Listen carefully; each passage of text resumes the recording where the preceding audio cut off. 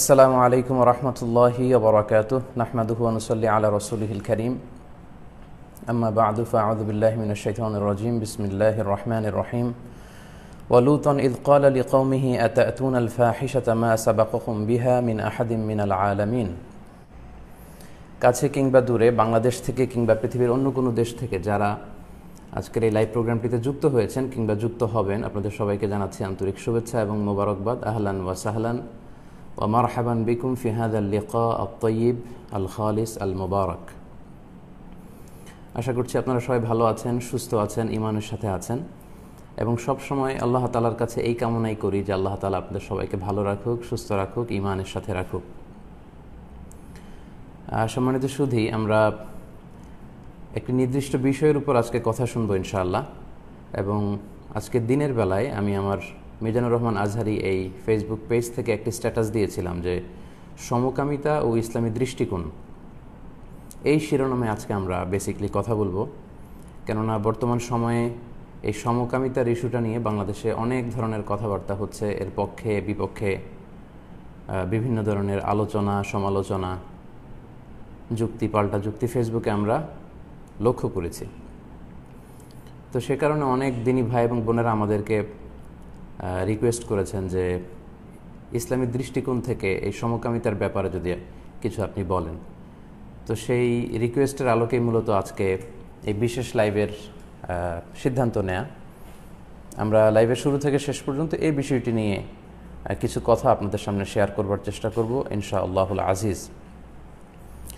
আজকের এই আলোচনাটি প্রাপ্তবয়স্ক দিনী ভাই এবং বোনদের জন্য, তাই লাইভে যদি আমার প্রিয় সোনামণিরা বা ছোট্ট ছেলেমেয়েরা, কিশোর কিশোরীরা অংশগ্রহণ করে থাকো, আমি শুরুতেই বলে রাখি যে ফ্যামিলির সবাই মিলে যদি আজকের লাইভটি উপভোগ করতে চান, সেক্ষেত্রে এটা শুধু অ্যাডাল্টস যারা আছেন, প্রাপ্তবয়স্ক যারা আছেন, তাদের জন্য এটা উপযোগী হবে। এটা এখানে যে ধরনের আলোচনা বা কন্টেন্ট নিয়ে ডিসকাস করা হবে, এটা শিশুদের জন্য উপযোগী নয়।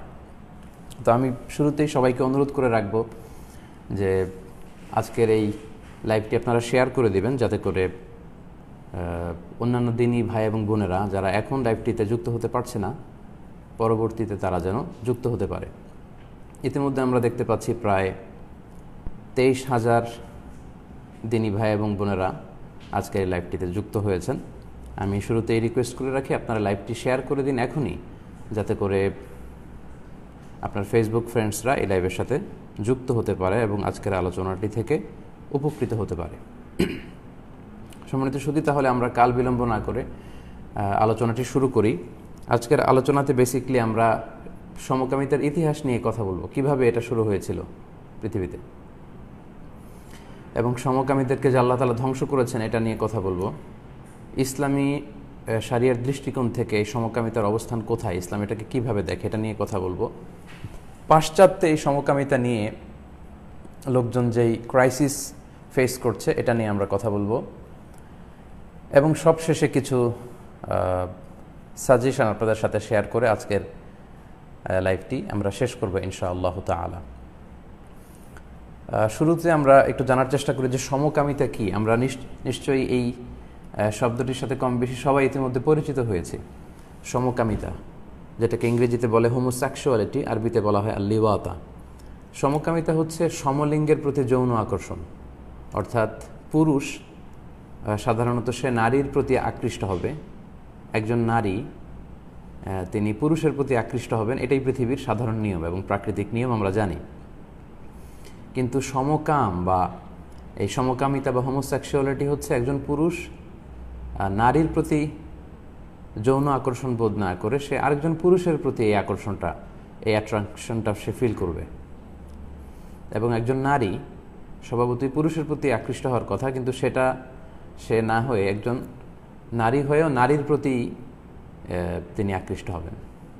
এই ব্যাপারটাকে বেসিকলি বলা হয় সমকামিতা। এবং এই সমকামিতা সর্বপ্রথম লূত আলাইহিস সালাম ওনার সময়কালে এই ঘৃণ্য পাপ কাজটি শুরু হয়েছিল। আমরা লূত আলাইহিস সালামের কথা কম বেশি সকলে শুনেছি। আল্লাহ তাআলা মানবজাতির হেদায়েতের জন্য যত আম্বিয়া আলাইহিমুস সালাম পৃথিবীতে পাঠিয়েছিলেন, তন্মধ্য থেকে লূত আলাইহিস সালাম অন্যতম। এবং উনি ইব্রাহিম আলাইহিসসালামের সমসাময়িক একজন নবী। শুধু এটাই না, তিনি ইব্রাহিম আলাইহিসসালামের আত্মীয়ও ছিলেন। সম্পর্কের দিক থেকে সাইয়েদনা লূত আলাইহিসসালাম ছিলেন ইব্রাহিম আলাইহিসসালামের ভাইপো বা ভাইয়ের ছেলে। তো লূত আলাইহিসসালামকে আল্লাহ তাআলা সাদুম গোষ্ঠীর নিকট পাঠিয়েছিলেন, সাদুম কমিউনিটি, যেটা বর্তমান সময়ে জর্ডানে অবস্থিত। এই সাদুম গোত্রে ওই জনগোষ্ঠীর হেদায়েতের জন্য আল্লাহ তাআলা সাইয়েদনা লূত আলাইহিসসালামকে তিনি প্রেরণ করেছিলেন। এবং এই সাদুম গোত্রেই সর্বপ্রথম এই সমকামিতা বা সেম জেন্ডারের প্রতি সেক্সুয়াল অ্যাট্রাকশন যে আমরা শুনছি, সমকামিতা বা হোমোসেক্সুয়ালিটি, সর্বপ্রথম এই জনগোষ্ঠীর মধ্যে এই বাজে স্বভাবটি সর্বপ্রথম পৃথিবীতে দেখা গিয়েছিল। কিভাবে এটার উৎপত্তি হয়েছিল আমরা শুরুতে এটা শুনি। তাফসিরে কুরতুবী সহ অন্যান্য আরও অনেক তাফসিরে এসেছে যে এই আইডিয়াটা মূলত মানুষের মাথা থেকে আসেনি, এটা এসেছে শয়তানের মাথা থেকে। অর্থাৎ এই বাজে ঘৃণ্য স্বভাবের আইডিয়াটা, এটা স্বয়ং ইবলিস হিমসেলফ এই আইডিয়াটা জেনারেট করেছিল। তাফসিরে এসছে যে যুবকের আকৃতিতে ইবলিস শয়তান, সে মানুষের আকৃতিতে এবং সুশ্রী যুবক বা বালকের আকৃতিতে সে সাদুম কমিউনিটির কাছে এসেছিল। এবং তৎকালীন সময়ে জর্ডানের এই সাদুম কমিউনিটি ফলে ফসলে সবুজ শ্যামলেমায় ভরপুর ছিল। কৃষিজ পণ্যের জন্য এই এলাকাটা খুব বিখ্যাত ছিল। ফলে পৃথিবীর বিভিন্ন জায়গা থেকে লোকজন খাদ্য দ্রব্য শস্য এগুলো সংগ্রহ করার জন্য সাদুম গোষ্ঠীতে আসতো। তো শয়তান ইবলিস সে মানুষের ছদ্মবেশে, একজন সুশ্রী যুবকের ছদ্মবেশে, বালকের সুন্দর ধবধবে ফর্সা একটা বালকের আকৃতি নিয়ে এই গোত্রের পুরুষদের কাছে আগমন করে এবং এসে তাদের সাথে যখন কথা বলে তখন সবাই তাকে খুব মায়া করতে লাগলো, আদর করতে লাগলো যে এত সুন্দর ধবধবে ফর্সা একটি শিশু বা যুবক। তখন শয়তান, মানুষরূপী শয়তান তাদেরকে বলল যে তোমরা যদি আমার সাথে এমন এমন অপকর্ম করো, এমন এমন কাজ করো তোমাদের যৌন চাহিদা বা জৈবিক চাহিদা নিবৃত্ত করার জন্য, আমার সাথে এটা তোমরা করতে পারো, আমি কারো কাছে বলবো না। তো তখন সাদুম কমিউনিটির ওই অধিবাসীর লোকজন এটা শুনে তারা শকড হলো, অবাক হলো যে এটাও হতে পারে, একজন পুরুষও কি সেক্সুয়ালি একজন পুরুষের প্রতি অ্যাট্রাক্টেড হতে পারে। তারা অবাক হলো।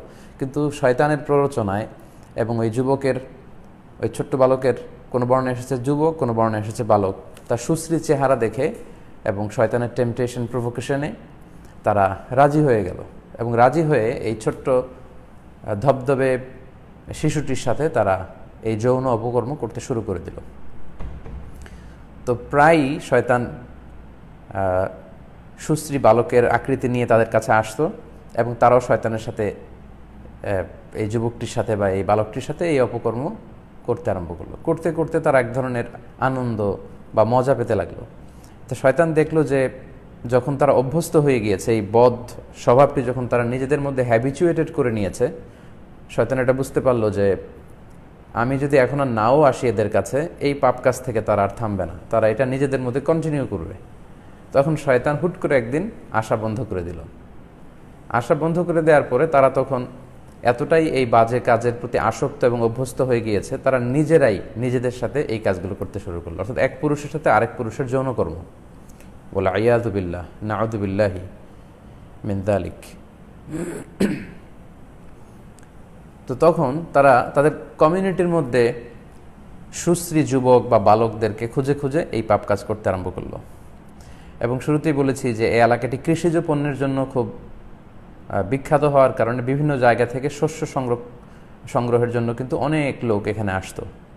ফলে আগন্তুক যারা বণিক, ব্যবসায়ী বা মুসাফির, তাদের মধ্য থেকে যদি সুন্দর সুশ্রী কোনো যুবক তারা পেত, তাদেরকে তারা আক্রমণ করত। এভাবে এই বদ খাসলাতটি, এই বদ অভ্যেসটি লূত আলাইহিস সালামের যে জনগোষ্ঠী তাদের মধ্যে ব্যাপক হারে ছড়িয়ে পড়তে লাগলো।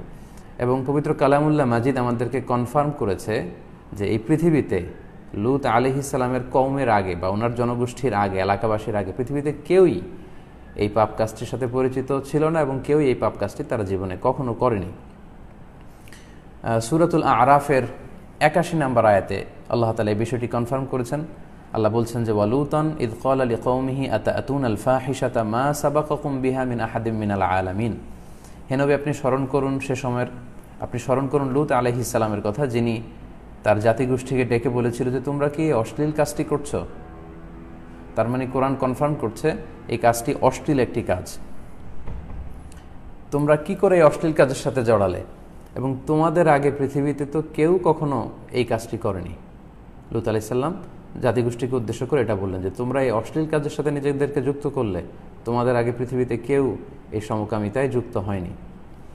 ইন্নাকুম লা তা'তুনা রিজালা শাহওয়াতাম মিন দুনিন নিসা, তোমরা জৈবিক চাহিদা বা যৌন চাহিদা পূরণের জন্য পুরুষরা নারীর কাছে যাবে, কিন্তু সেটা না যে তোমরা পুরুষে এই পাপ কার্য করে তোমাদের জৈবিক চাহিদা নিবারণ করছো। বাল আনতুম কওমুম মুসরিফুন, তোমরা তো আসলেই একটা অবাধ্য জাতি বা সীমা লঙ্ঘনকারী জাতি। অন্য আয়াতে আল্লাহ বলেছেন বাল আনতুম কওমুন তাজহালুন, আর এক জায়গায় বলেছেন কওমুন আদুন, মানে সীমা লঙ্ঘনকারী। ইউ ক্রস দ্য লিমিট, যে লিমিট আছে এই লিমিটতে তোমরা ক্রস করে গিয়েছো অপরাধের দিক থেকে।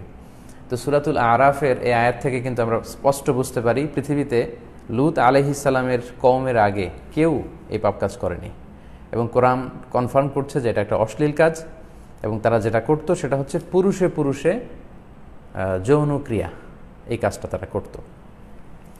তো এই কাজ যখন পুরো এলাকার মধ্যে ছড়িয়ে পড়ল, সাইয়েদনা লূত আলাইহিস সালাম আল্লাহর আদেশে ওনাদেরকে দাওয়াত দিলেন, জাহান্নামের ভয় দেখালেন, আযাবের ভয় দেখালেন, কিন্তু কোনো কিছুতেই এই দাওয়াতে কাজ হলো না। উনি ব্যর্থ হলেন ওনাদেরকে বুঝাতে। ফলে এই পাপ কাজ এলাকার মধ্যে ছড়াতেই লাগলো, এবং তারা একটা গ্যাংস্টারের মতো করে ফেলেছিল। তারা বিভিন্ন জায়গায় সুশ্রী সুন্দর যুবক বা বালক সেখানে আছে শুনলে তারা সেখানে যে হামলা করত, এবং অনেকটা অত্যাচার করে ওই যুবকের সাথে বা বালকদের সাথে তারা এই সমকামিতা চর্চা করত। তো সাইয়েদনা লূত আলাইহিস সালাম তিনি আযাবের ভয় দেখালেন, শাস্তির ভয় দেখালেন, কিন্তু কোনোটাতেই কোনো কাজ হলো না। ঠিক তখন আল্লাহ তাআলা এই সাদুম কমিউনিটিকে ধ্বংস করে দেওয়ার সিদ্ধান্ত নিলেন, যে তারা কোনোভাবেই যখন এই পাপ কাজ থেকে নিবৃত্ত হচ্ছে না, আল্লাহ তাআলা চাইলেন যে তাদেরকে একেবারে সমূলে ধ্বংস করে দিবেন। এবং ফেরেশতা পাঠালেন লূত আলাইহিস সালামের কাছে যে তোমরা যাও, যে সাইয়েদনা লূত আলাইহিস সালামকে বলো যে আমি এই জাতিটাকে, যারা এই পাপ কাজের সাথে ঘৃণ্য কাজের সাথে নিজেদেরকে যুক্ত করেছে, তাদেরকে আমি ধ্বংস করে দেওয়ার সিদ্ধান্ত নিয়েছি।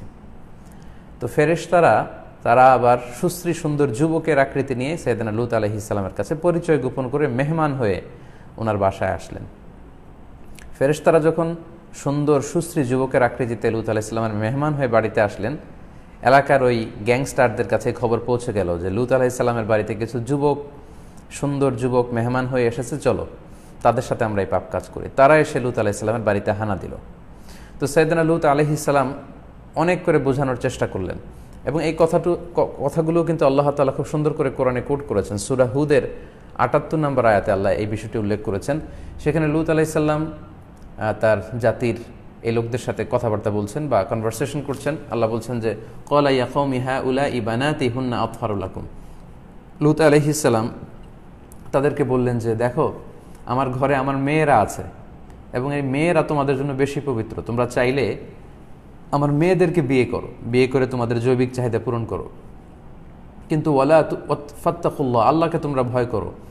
ওয়ালা তুখজুনি ফি দাইফি, এই মেহমানদেরকে তোমরা অপমান করো না, কারণ এই যুবকগুলো আমার বাড়িতে মেহমান হয়ে এসেছে, আর মেহমানের সম্মান রক্ষা করা এটা আমার উপর কর্তব্য বা দায়িত্ব। আমার মেহমানকে তোমরা অপমান করো না। আলাইসা মিনকুম রাজুলুর রশিদ, তোমাদের মধ্যে কি একজনও ভালো লোক নেই? অনেকটা নিরুপায় হয়ে তিনি এই কমেন্টস করেছেন যে আলাইসা মিনকুম রাজুলুর রশিদ, তোমাদের মধ্যে বুঝবান একজন ভালো লোক কি নেই যারা আমার এই কথাটি শুনবে, আমার ডাকে সাড়া দিবে? তো লূত আলাইহিস সালাম যখন অত্যন্ত পেরেশান হয়ে উঠলেন, তিনি যখন অত্যন্ত উদ্বিগ্ন হয়ে উঠলেন, তখন ফেরেশতারা এক পাশে লূত আলাইহিস সালামকে ডেকে নিয়ে বললেন যে হে আল্লাহর নবী লূত, আপনি চিন্তা করবেন না, আমরা মানুষ নই, আমরা ফেরেশতা। আপনার এলাকার এই লোকেরা আমাদের কোনো ক্ষতি করতে পারবে না, বরং এই এলাকার উপর আল্লাহ তাআলা আযাব পাঠানোর সিদ্ধান্ত নিয়েছেন। এই খবর আপনাকে জানানোর জন্য এসেছি। তারা রাতে এসেছিলেন, আর ফেরেশতারা জানালেন যে আযাব পাঠানোর সময় হচ্ছে আগামীকাল সকালে। সো আর দেরি না করে আল্লাহ তাআলার কঠোর নির্দেশনা হচ্ছে আপনি সহ এই সাদম কমিউনিটিতে যত বিশ্বাসী লোকজন আছে তাদেরকে নিয়ে আপনি এলাকা ত্যাগ করুন, খুব দ্রুত এই কাজটি আপনি করুন। এই কথা যখন তিনি শুনলেন তিনি আশ্বস্ত হলেন এবং লূত আলাইহিস সালাম ওনার এলাকার বিশ্বাসী যারা আছে, বিশ্বাসী নরনারীদেরকে নিয়ে তিনি খুব দ্রুত রাতের বেলায় এলাকা ত্যাগ করলেন এবং আল্লাহ তাআলার ঘোষণা অনুযায়ী সকালবেলা আল্লাহ তাআলা এই এলাকাবাসীর উপর যারা এই সমকামিতার মতো ঘৃণ্য পাপ কাজটির সাথে জড়িত ছিল তাদেরকে আল্লাহ তাআলা সমূলে ধ্বংস করে দিয়েছেন। এবং কি আযাব দিয়ে তাদেরকে ধ্বংস করেছেন সে কথাও কিন্তু আল্লাহ তাআলা পবিত্র কালামুল্লাহ মাজিদের সূরাতুল হিজরের ৭৪ নম্বর আয়াতে খুব সুন্দর করে বলেছেন, ফাজআলনা আলিয়াহা সাফিলাহা ওয়া আমতারনা আলাইহিম হিজারাতাম মিন সিজ্জিল। অর্থাৎ আমি জর্ডানের এই সাদুম এলাকাটাকে উলটপালট করে দিলাম, অর্থাৎ সাদুম এলাকার উপরের মাটিকে আমি নিচে ঢুকিয়ে দিলাম, নিচের মাটিকে উপরে তুলে দিলাম, মানে পুরো এলাকাটাকে আমি একেবারে উলটপালট করে দিলাম। আলিয়া ফাজআলনা আলিয়াহা সাফিলাহা, এটা ছিল তাদের শাস্তি। পুরো এলাকাটাকে আল্লাহ তাআলা তছনছ করে দিলেন। ওয়া আমতারনা আলাইহিম হিজারাতাম মিন সিজ্জিল, পুরো এলাকার মাটিকে উলটপালট করে আমি এর উপরে পাথরের বৃষ্টি নাজিল করলাম। আরেক আয়াতে এসেছে ওয়া আমতারনা আলাইহিম হিজারাতাম মিন সিজ্জিল মামদুদ, এমন পাথর আমি নাজিল করলাম যে পাথরের মধ্যে প্রতিটা সমকামীর নাম লেখা ছিল এবং সেই পাথর এসে তাদের দেহকে ছিন্ন বিচ্ছিন্ন করে দিয়েছে। তো এইভাবে আল্লাহ তাআলা এই পুরো সাদুম কমিউনিটিকে এই বিশ্ব থেকে নিশ্চিহ্ন করে দিয়েছেন। তাদের পুরো জনগোষ্ঠীটাকে আল্লাহ তাআলা তাদের এই বদ অভ্যাসের কারণে, এই পাপ কাজের কারণে তছনছ করে দিয়েছেন। এই হচ্ছে সমকামীদের হিস্ট্রি, কিভাবে তাদের কার্যক্রম শুরু হয়েছে, কিভাবে তারা ধ্বংস হয়েছে। এবং গোটা বিশ্ববাসীদের জন্য নিদর্শন স্বরূপ আল্লাহ তাআলা আজও এই জায়গাটিকে রেখে দিয়েছেন। এই জায়গাটাতে আল্লাহ তাআলা এখন একটা হ্রদের মতো বানিয়েছেন, হ্রদ, যেটাকে ডেড সি বলে, আপনারা প্রায় শুনে থাকবেন। আরবিতে বলা হয় আল বাহরুল মাইয়িত, মৃত সাগর, ডেড সি, যেটা জর্ডানে অবস্থিত। এটার পূর্ব দিকে হচ্ছে জর্ডান ইসরায়েল সীমান্ত, এটার পশ্চিম দিকে হচ্ছে ওয়েস্ট ব্যাংক, পশ্চিম তীর। বিশাল এই এরিয়ার মধ্যে এটা এই লোহিত কি বলে মৃত সাগর, ডেড সি আল বাহরুল মাইয়িত, এই মৃত সাগর গোটা বিশ্ববাসীদের জন্য সাক্ষী হয়ে এই অভিশপ্ত জাতিদের কি ঘটেছিল সেটার সাক্ষী বা নিশানা স্বরূপ আজও কিন্তু এই মৃত সাগর পৃথিবীতে রয়ে গিয়েছে। এবং জর্ডানে সেটা অবস্থিত, অনেক দর্শনার্থীরা সেখানে যান এবং সেটা ঘুরে দেখেন। এটার নাম মৃত সাগর বা আল বাহরুল মাইয়িত দেওয়ার কারণ হচ্ছে এই সাগরে কোনো মাছ বেঁচে থাকে না, ইভেন কোনো প্রাণীও বেঁচে থাকে না, কোনো মাছ, কোনো সাপ, কোনো ব্যাঙ, এমনকি কোনো গাছ লতা পাতা শ্যাওলা পর্যন্ত জন্মায় না। এত ঘন, লবণের ঘনত্ব এত বেশি। এবং এই জায়গাটা হচ্ছে the lowest land area on earth, পৃথিবীতে সবচেয়ে নিচু এরিয়া। এবং এই মৃত সাগরের লবণের ঘনত্ব, সল্ট ডেন্সিটি এত হাই, সেখানে মানুষ ডুবে না, সাঁতার কেটে সেখানে ভেসে থাকা লাগে না, মানে সব কিছু সেখানে ফ্লোটিং অবস্থায় থাকে। মানুষ হাত পা না নাড়ালেও সেই সাগরের মধ্যে মানুষ ভেসে থাকে। এবং সেটার সল্টের density at least 8 times more than the ocean water. সাগরের যে লবণাক্ত পানি, এই পানির চেয়ে কম পক্ষে 8 গুণ বেশি লবণাক্ত পানি এই ডেড সির বা এই মৃত সাগরের পানির লবণাক্ত এত বেশি। অর্থাৎ আপনারা যারা কক্সবাজারে গিয়েছেন বা কোনো সমুদ্র সৈকতে গিয়েছেন, নিশ্চয়ই সাগরের পানি আপনাদের মুখে দেওয়ার অভিজ্ঞতা আছে এবং আপনারা জানেন যে এটা কত লবণাক্ত। এটা গিলে খাওয়ার অবস্থায় থাকে না, এতটাই এটার এত সল্টি হয় সাগরের লবণের পানি। তো ডেড সির যে পানি, এই সাগরের পানি সাধারণ সাগরের লবণাক্ত পানির চেয়ে কমপক্ষে 8 গুণ বেশি লবণাক্ত। ফলে আপনি কল্পনা করতে পারেন যে জায়গাটা কত ভয়ঙ্কর। এটা আযাবের জায়গা, এটা গজবের জায়গা। সো লূত আলাইহিস সালামের কওমের এই পাপ কাজের কারণে আল্লাহ তাআলা পুরো জাতিগোষ্ঠীটাকে তছনছ করে দিয়েছেন, একেবারে সমূলে নির্বংশ করে দিয়েছেন, ধ্বংস করে দিয়েছেন। এবং জায়গাটাতে আল্লাহ তাআলা এখন ডেড সি বানিয়ে দিয়েছেন, মৃত সাগর। সেখানে কোনো গাছপালা জন্মায় না, সেখানে কোনো মানুষ ডুবেও না, সেখানকার সল্ট ডেন্সিটি এত হাই। তাহলে পবিত্র কালামুল্লাহ মাজিদের আলোকে আমরা কিভাবে সমকামিতার উৎপত্তি পৃথিবীতে হয়েছিল, কোন জাতিগোষ্ঠীর মধ্যে হয়েছিল এবং তাদের কি ভয়ঙ্কর পরিণতি হয়েছিল, এটা আমরা জানতে পারলাম। এবার যদি আমরা সুন্নার আলোকে একটু আলোচনা করি, আল্লাহ রাসূল সাল্লাল্লাহু আলাইহি ওয়াসাল্লামের সুন্নাতে এ ব্যাপারে কি জানতে পারা যায়, আমরা যদি সে ব্যাপারে একটু কথা বলি, তাহলে আমরা এখানে মুসনাদে আহমদ ইবনে হাম্বলের একটা হাদিস আমরা প্রথমে উল্লেখ করতে চাই। যে হাদিসে বলা হচ্ছে যে আল্লাহ তাআলা এই পাপ কাজের সাথে যারা যুক্ত হবে তাদেরকে লানত দিয়েছেন, অভিসম্পাত করেছেন, কার্ডস অন দ্যাম। আল্লাহ তাআলা যদি কোনো কাজের কারণে তার বান্দাকে লানত দেন তাহলে বুঝতে হবে ওই কাজটা এটা সাধারণ কোনো কাজ না, এটা মহাপাপ, অনেক বড় পাপ, এটা কবিরা গুনাহ। It's not the minor sin, it's the one of the major sins. এটা কবিরা গুনাহ, গুনাহে কবিরা, যেহেতু আল্লাহ তাআলা সরাসরি অভিসম্পাত করেছেন যারা এই কাজ করবে। হাদিসটি এসেছে মুসনাদে আহমদ ইবনে হাম্বলে, হাদিসটি হাসান পর্যায়ের হাদিস। হাদিসটি বর্ণনা করেছেন সাইয়েদনা আব্দুল্লাহ ইবনে আব্বাস রাদিয়াল্লাহু তাআলা আনহু। আল্লাহ রাসূল সাল্লাল্লাহু আলাইহি ওয়াসাল্লাম ইরশাদ করছেন, লাআনাল্লাহু মান আমিলা আমালা কওমি লূত, লাআনাল্লাহু মান আমিলা আমালা কওমি লূত সালাসান। আল্লাহ রাসূল সাল্লাল্লাহু আলাইহি ওয়াসাল্লাম 3 বার বলেছেন যে যারা লূত আলাইহিস সালামের কওম বা জাতিগোষ্ঠী যেই পাপ কাজ করে ধ্বংস হয়েছে, এই কাজ যারা করবে তাদের উপর আল্লাহ লানত, তাদের উপর আল্লাহ লানত, তাদের উপর আল্লাহ লানত, অভিসম্পাত। তিনবার রাসূল সাল্লাল্লাহু আলাইহি ওয়াসাল্লাম এই অভিসম্পাতের কথা আমাদেরকে শুনিয়েছেন। ফলে এই হাদিস থেকে আমরা বুঝতে পারি এটা অনেক বড় ধরনের একটি কবিরা গুনাহ, এটা যেন তেন কোনো ব্যাপার নয়, এটা ভয়ঙ্কর একটি ব্যাপার। আমরা সুন্নাহর আলোচনায় আরও একটি হাদিস এখানে উল্লেখ করতে পারি। হাদিসটি এসেছে সুনানে তিরমিজিতে এবং হাদিসটি সহিহ হাদিস। এই হাদিসের বর্ণনাকারীও সাইয়েদনা আব্দুল্লাহ ইবনে আব্বাস রাদিয়াল্লাহু তাআলা আনহু। তিনি বলেন, আল্লাহ রাসূল সাল্লাল্লাহু আলাইহি ওয়াসাল্লাম বলেছেন, মান ওয়াজাদতুমুহু ইয়ামালু আমালা কওমি লূত, লূত আলাইহিস সালামের কওমের মধ্যে যে পাপ কাজটি ছিল, অর্থাৎ তারা যে সমকামিতা করত, তোমরা যদি কাউকে এই সমকামিতা করতে দেখো এবং এই অবস্থায় যদি কেউ ধরা পড়ে, তাহলে ফাকতুলুল ফাইলা ওয়াল মাফউলা বিহ, যেই পাপ কাজ করছে তাকেও তোমরা হত্যা করো, যার সাথে করা হচ্ছে তাকেও তোমরা হত্যা করো। এটা হচ্ছে আল্লাহ রাসূল সাল্লাল্লাহু আলাইহি ওয়াসাল্লামের নির্দেশনা। এক্ষেত্রে একটা জিনিস জেনে রাখা ভালো, হত্যা করার এই যে গাইডলাইন, এটা হচ্ছে ইসলামিক স্টেট করবে, স্টেট বা গভর্নমেন্ট করবে। আমিরের পক্ষ থেকে নির্দেশনা জারি হবে। আল খিলাফ আল ইসলামিয়া যখন থাকবে, এই আল খিলাফ আল ইসলামিয়া এই কাজটি করবে। এটা কিন্তু ব্যক্তিগতভাবে ইন্ডিভিজুয়ালি পালন করার কোনো বিষয় নয়। অর্থাৎ আপনি কাউকে দেখলেন যে তারা সমকামিতায় লিপ্ত আর আপনি ধরেই তাকে হত্যা করতে যাবেন না, it's not your responsibility, it's the total responsibility of the state. Government will do this punishment, রাষ্ট্র এই শাস্তিটা দিবে। আল খিলাফ আল ইসলামিয়া যদি আমরা কখনো এস্টাবলিশ করতে পারি, তখন এই আল খিলাফ আল ইসলামিয়ার উদ্যোগে এই শাস্তি দেয়া হবে। আলহামদুলিল্লাহ, ইতিমধ্যে প্রায় 28,000 দিনী ভাই এবং বোনেরা আমাদের এই লাইভটি শুনছেন। তার মানে অনেক বিশাল সংখ্যক লোকজন আপনারা শুনছেন। আমি আপনাদেরকে লাইভের মাঝখানে আবারও অনুরোধ করি যে কমেন্টস করা এবং লাইক দেওয়ার চেয়ে আজকের লাইভটি শেয়ার করে দেওয়াটা হবে খুব বেশি গুরুত্বপূর্ণ। তাই আমি আপনাদেরকে বলে রাখছি যে আপনারা অবশ্যই লাইভটি শেয়ার করবেন, যাতে সবাই এই আলোচনাটি থেকে উপকৃত হতে পারে। সম্মানিত সুধী, তাহলে এই শাস্তি বিধান জারি করবে স্টেট গভর্নমেন্ট, এটা ব্যক্তিগত পর্যায়ে এই কাজটি করা যাবে না। তাহলে আমরা বুঝতে পারলাম যে ইসলামী শরিয়ার আলোকে এই সমকামিতা একটি মারাত্মক শাস্তিযোগ্য অপরাধ। শুধুমাত্র অপরাধ বললে ভুল হবে, এটি ভয়ঙ্কর একটি শাস্তিযোগ্য অপরাধ এবং এর শাস্তি হচ্ছে মৃত্যুদণ্ড।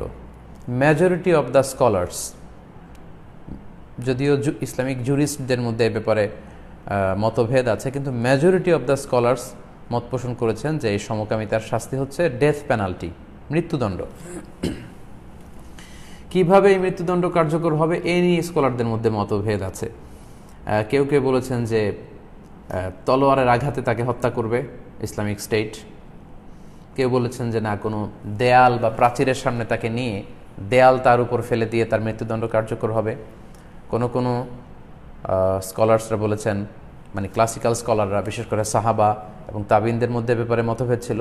কেউ কেউ বলেছেন যে না, যে এলাকায় এই কাজ হবে সে এলাকার সবচাইতে উঁচু বিল্ডিংয়ের একেবারে টপ ফ্লোরে তাকে নিয়ে সেখান থেকে ধাক্কা মেরে নিচে ফেলে দিয়ে তার মৃত্যুদণ্ড কার্যকর করা হবে, যাতে সবাই এটা দেখে সাবধান এবং সচেতন থাকতে পারে।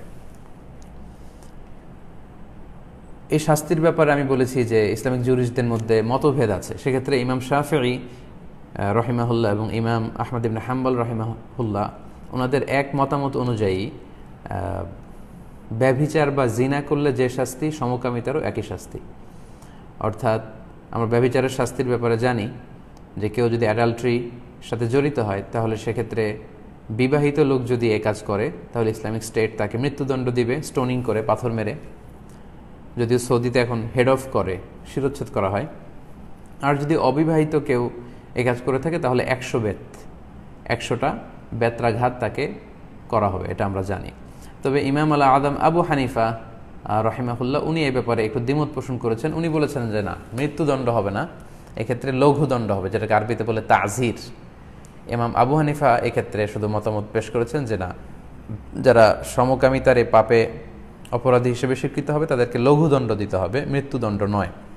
আমরা যদি আমাদের বাংলাদেশের আইনের দিকে খেয়াল করি তাহলে দেখব বাংলাদেশেও কিন্তু এই সমকামিতাকে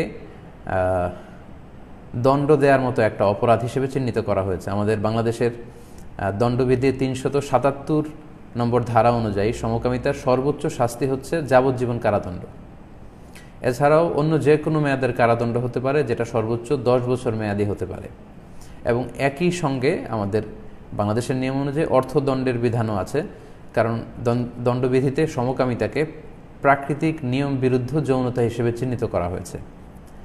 তাহলে ইসলামিক জুরিস্টদের যে মতামত সেটা অনুযায়ী আমরা বুঝলাম যে এটা শাস্তিযোগ্য অপরাধ।